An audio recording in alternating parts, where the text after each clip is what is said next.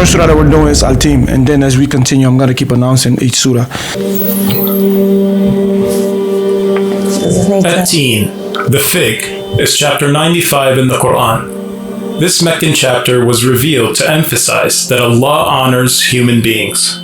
He created humans in the best form and gave us the ability to do good in this world.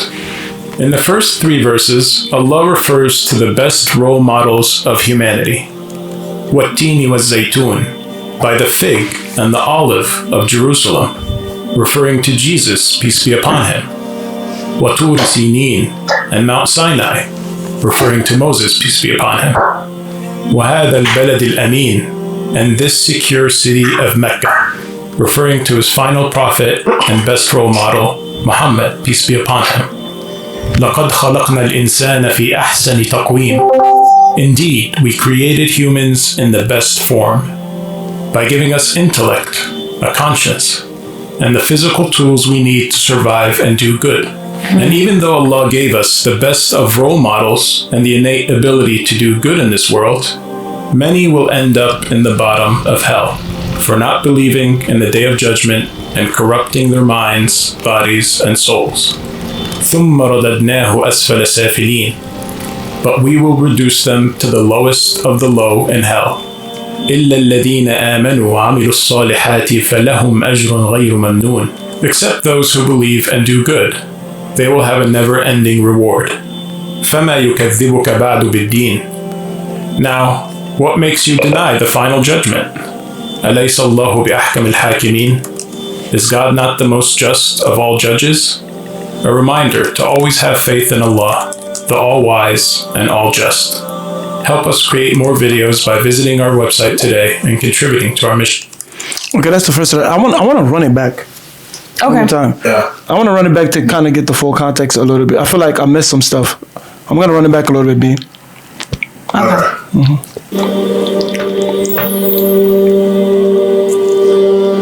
Al TIN, the fig, is chapter 95 in the Quran. This Meccan chapter was revealed to emphasize that Allah honors human beings. He created humans in the best form and gave us the ability to do good in this world. In the first 3 verses, Allah refers to the best role models of humanity. وَالتِّينِ وَالزَّيْتُونَ, by the fig and the olive of Jerusalem, referring to Jesus, peace be upon him. وَطُورِ سِينِينَ, and Mount Sinai, referring to Moses, peace be upon him. وَهَذَا الْبَلَدِ الْأَمِينَ, and this secure city of Mecca, referring to his final prophet and best role model, Muhammad, peace be upon him. لَقَدْ خَلَقْنَا الْإِنسَانَ فِي أَحْسَنِ تَقْوِيمٍ, indeed, we created humans in the best form, by giving us intellect, a conscience, and the physical tools we need to survive and do good. And even though Allah gave us the best of role models and the innate ability to do good in this world, many will end up in the bottom of hell for not believing in the Day of Judgment and corrupting their minds, bodies, and souls. ثُمَّ رَدَدْنَاهُ أَسْفَلَ سَافِلِينَ, but we will reduce them to the lowest of the low in hell. إِلَّا الَّذِينَ آمَنُوا وَعَمِلُوا الصَّالِحَاتِ فَلَهُمْ أَجْرٌ غَيْرُ مَمْنُونٍ, except those who believe and do good. They will have a never-ending reward. فَمَا يُكَذِّبُكَ بَعْدُ بِالدِّينِ, now, what makes you deny the final judgment? أَلَيْسَ اللَّهُ بِأَحْكَمِ الْحَاكِمِينَ, is God not the most just of all judges? A reminder to always have faith in Allah, the all-wise and all-just. Help us create more videos by visiting our website today and contributing to our mission and project. Please subscribe to our YouTube channel to access more. Okay. So how do we... Whew. That was a lot. So we can kind of So yeah, go ahead. one thing that really stands out for me,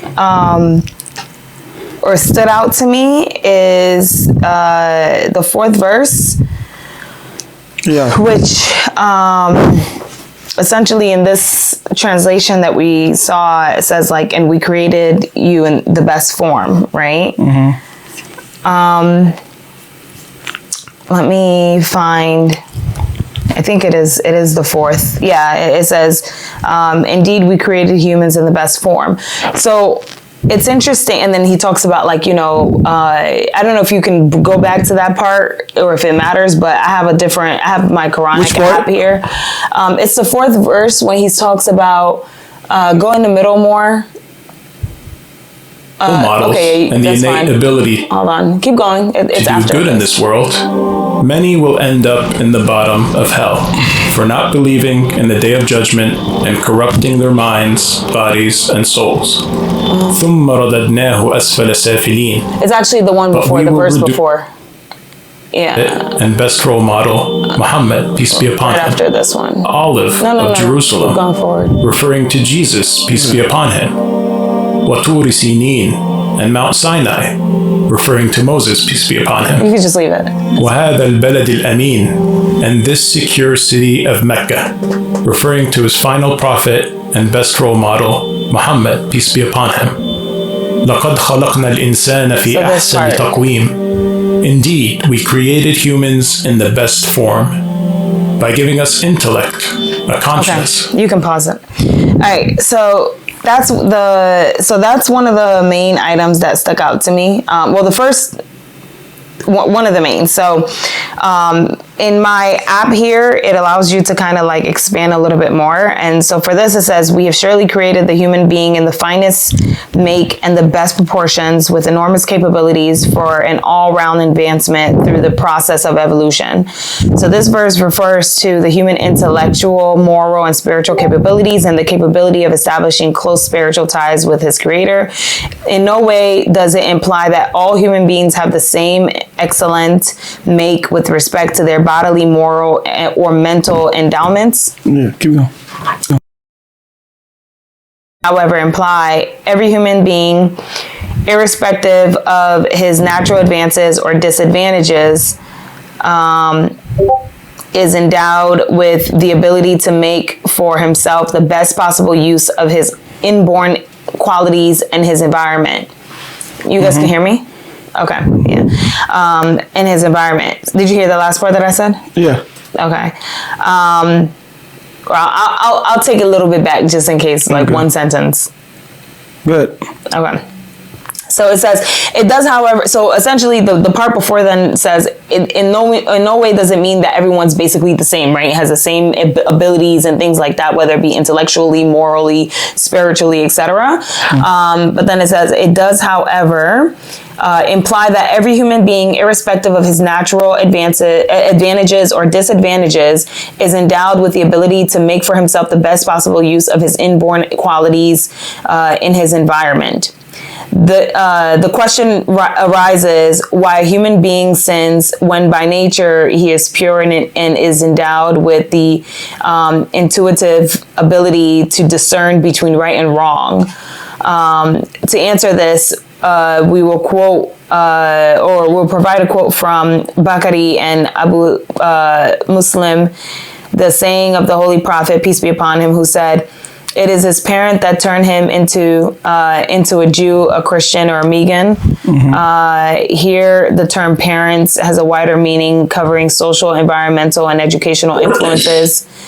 The verse also implies that in Allah's creation, its perfection is manifested in mankind. We are placed between the divine attribute of might and grace. He teaches mankind what he knows not, and the human has the capacity to learn what he teaches. So essentially, what this is telling me, and like that piece right there, I feel like is one of the main things that I'm always, talking about, in the sense of like, what I'm getting from that is, not everyone has the same strength. Not everyone has the same thing morally, spiritually, emotionally, or all aspects. However, God created you to have the best of whatever you need to have.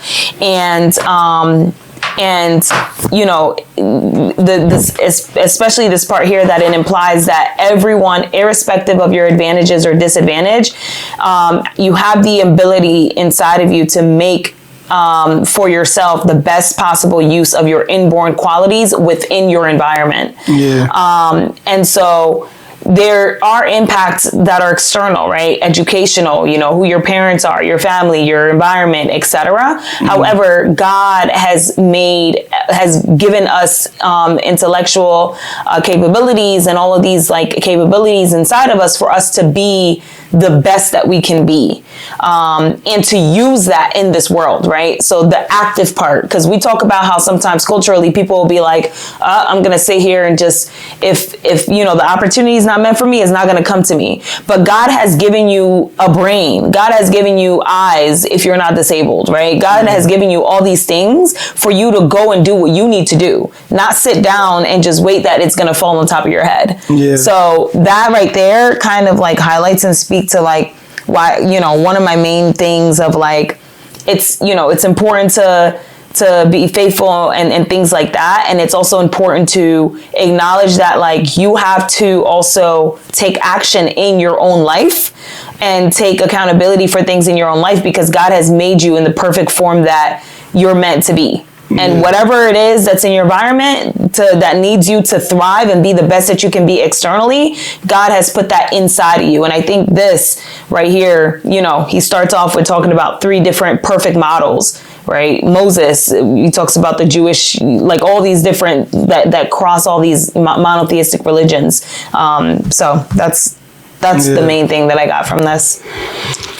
Anybody? Yeah, good. Yeah, for me, just so I don't want them so sad. For me, like the surah reminds like people of their potential for greatness if they really believe in like righteousness, right? And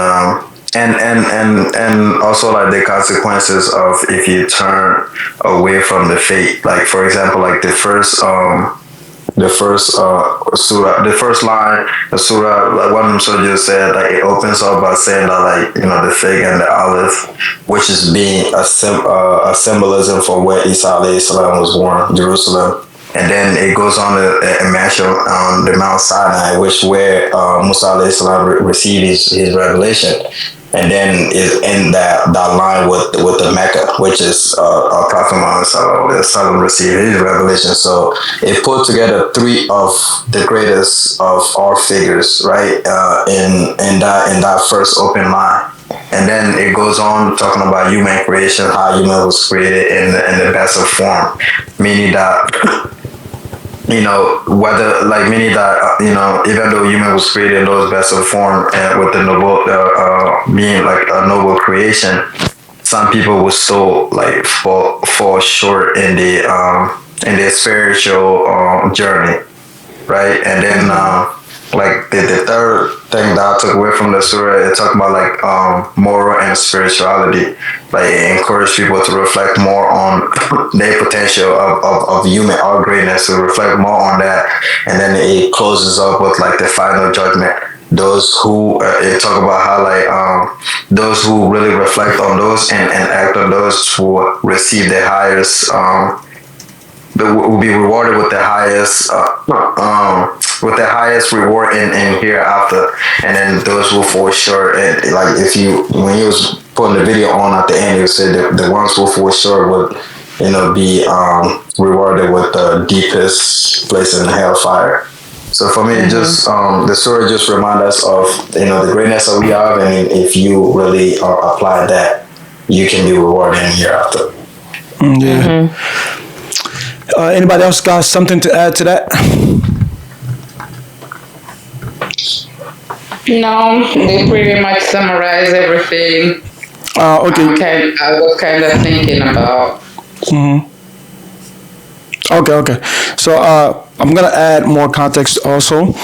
Al TIN, surah is also known as the Surah Al TIN, chapter 15 in the Quran, primarily focuses on the creation of humankind, emphasize that humans were created in the best of form, but can also descend to the lowest of the low, depending on their action, ultimately highlighting the importance of faith and righteousness deeds to achieve the notable status.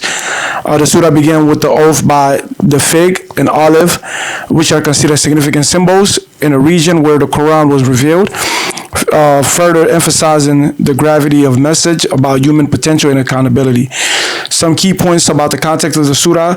The oath by the fig and olive. The first verse swear by the fig, Al TIN, and the olive as Zatun, which are interpreted as symbols of fertile lands and blessings, signifying the importance of message that follows. Human creation. The surah emphasized that Allah created humans in the best form. Allah at taqwim, probably butchering it, indicating the inherent potential of greatness within every human being. Consequence of action. It warns that those who chose not to follow the righteous path will fall to the lowest of the law. Reward for believer. The surah will highlight those who believe and perform good deeds and will receive everlasting reward. And the last thing is divine justice. The surah concludes by affirming Allah's absolute power as the best of the judges who will ultimately determine the fate of all individuals. So that's the context of the surah as a whole. I think Mo mentioned something about the creation of humankind. Also mentioned about the components that was given to us: the intellect, the consciousness, and the physical tool given to mankind. And also your action, you will be judged by your action, and also your lack of faith also would probably not lead you in a greater path if you're not a righteous person, and also if you lack faith. To me, like the surah is the first things that stood out to me is when he's mentioning the Mount Sinai for Moses, Musa, and also when he mentioned the olive, and what's the other one? He emphasized the fig and olive. Yeah, go ahead. The fig and olive. Yes. Yeah. The first verse swear that the fig and olive, by the fig atin and the olive azantun. I want to know what that mean.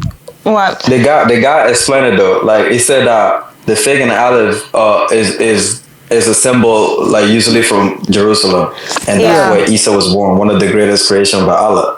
And then they go on to say the Mount Sinai, which is where Moses received his the revelation. Mm-hmm. So it's like I think that first line is mentioning some of the greatest people, in the human form, right? Mm-hmm. Some of the greatest people in human form, meaning that we like probably not essentially reach that potential, but we have it in us to like be greater. In terms of like our spirituality. So the fig and the olive being where Isa was born, and then the Mount Sinai where Musa received his revelation, and then Mecca where Prophet Muhammad, one of the how do I say it? Like the role models, like some of the role model when it comes to like scriptures, right? I think for me that first verse is just like trying to like put that in context, because those people be human also. You get what I'm saying? Yeah, because I understand that part, and also because he mentioned that the atin, which is fig, and the olive, which is zaitun, which are interpreted as a symbol of fertile lands and blessing, signifying the importance of the message that follows. You get what I'm saying? So I think like those, the Moses and Muhammad, and I understand that part, but specifically that part saying that there's more context into it. Yeah, like the fertile land and the blessing signifying the importance of the message that follow. And think about it too, because all of those people at that moment in time that you both mentioned provided a message that was to and then that followed each other, right? So provided a message to mankind as mankind continued to evolve, and stuff. So I'm looking at this by the fig and by the fig and olive. Huh? Mm-hmm. They said there has been much difference of opinion amongst commentators. This is just to give more context about the explanation of the verse. Hassan Basri and Ikrima and these names, Abi, Jabir, Abin, and things like that. Okay, so they say that the fig implies the same fig which the people eat, and the olive the same which produce oil. Abi, Hatim, and Hakim have also cited a statement from Abdullah bin Abbas in support of this, and the commentator who have accepted this explanation have, in view of use of virtue of the fig and the olive, expressed the opinion that Allah has sworn by these two fruits because of these very quality. There is no doubt that the Arabic rather would understand the word tin and zantun in the same meaning as are their well-known meaning in Arabic. Yet there are two reasons of which these meaning cannot be accepted. First, that in subsequent verses oath have been sworn by the Mount Sinai and the city of Mecca, and there seemed to be no relevance between the oath sworn by the two fruits and the oath by the two places. Second, the theme that follows the oath is born out of Mount Sinai and the city of Mecca, but not by the two fruits. Whether in the Quran Allah has sworn by something, he has not sworn by it because of its glory or its use and benefit, but every oath has relevance to the theme that follows it. Therefore, the virtue and the quality of these two fruits cannot be regarded as the reason for swearing the oath by them. So there's more, but if I sit there, we'll go all So day. basically, they're debunking that it's not just about fruits and that it is about the two individuals that we mentioned, because of the fact that it then follows and goes into Mount Sinai, which is where the Torah or what the Testament was revealed to Moses. But Yeah. But yeah, I think that was. do you guys remember learning this in Quranic school? I remember reading the surah. I don't think I got to. Like, I probably got to that, but that was when I getting ready to go to school already. So I don't think I got to this surah. It's interesting. I did, but Yeah, it's interesting. Like, I always wonder, different people, because different people have different surahs that they keep in their rotation when they're praying. Yeah. And so it's, it'd be interesting to know if there's anyone here that, like, this is one that's in their rotation. Yeah. I just wish, like, this setting, if the Arabic school was like this setting, when not only because for me, Arabic school was all memorization. Like, they didn't tell us, like, we didn't know, like, I didn't know nothing about where the surahs come from, where it was revealed, what they means. All we did was, like, write it on a wall and you memorize, like, a syllabus per day. Like, we didn't really, like, we used to sit down and talk about it. They would tell us story about Prophet Muhammad, but it was never, like, telling us about, this surah's from here, this surah's from here, this what, you get what I'm saying? Yeah. And I wish it was like that, because I've learned more in these settings, like, about the surah way more than I have when I was in, and I did Arabic school both in Gina and in here. So it's like, Was it, and you did yours in Philly, right? I'm actually surprised that, is that, Lamin's on here, right? Was that the same for him? See? Yeah, he said. No, it's different. No, every night I get what most saying. Some schools, when you first start off, like, it doesn't really, when you're a kid at first, they don't really, like me, it was different in Guinea though. They had this thing like in Guinea, like, isn't Fulani, we call it like feudal, but like, that's like basically like the translation. But when I came to the US, like, it was a little different.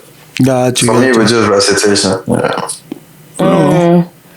So, are you saying that the school that you went to in Guinea, with the Fulani school you went to, was they did translation, but then when you came to America, it was also recitation, similar to what Mo's saying?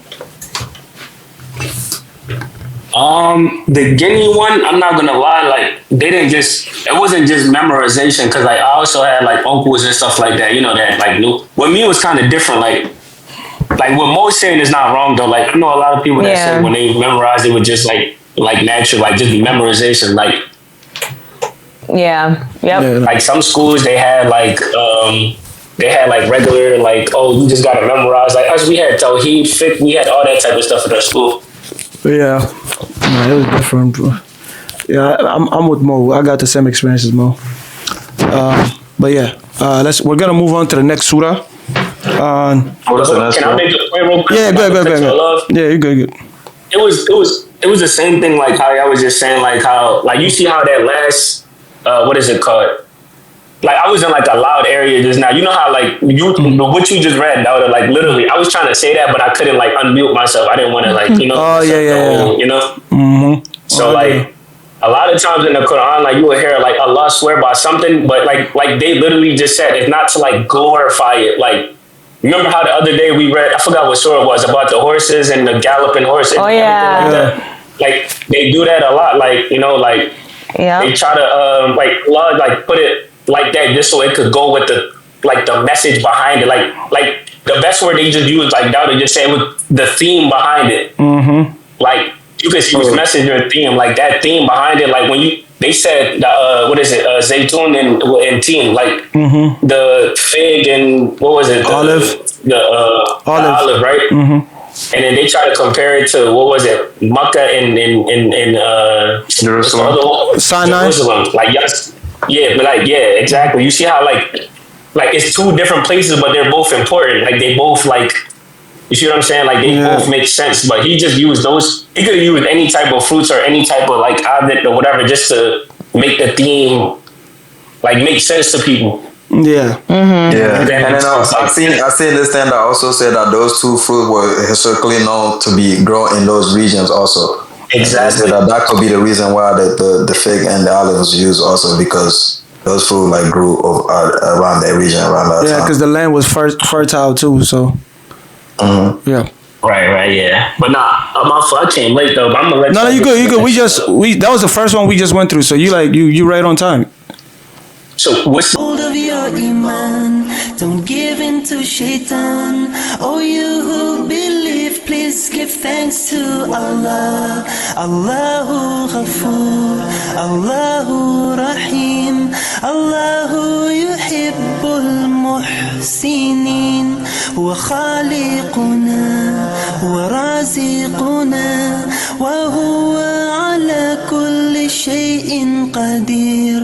Allah is Ghafoor, Allah is Rahim, Allah is the one who loves the Muhsinin. He is our creator, He is our sustainer, and He is the one who has power over all. Give thanks to Allah for the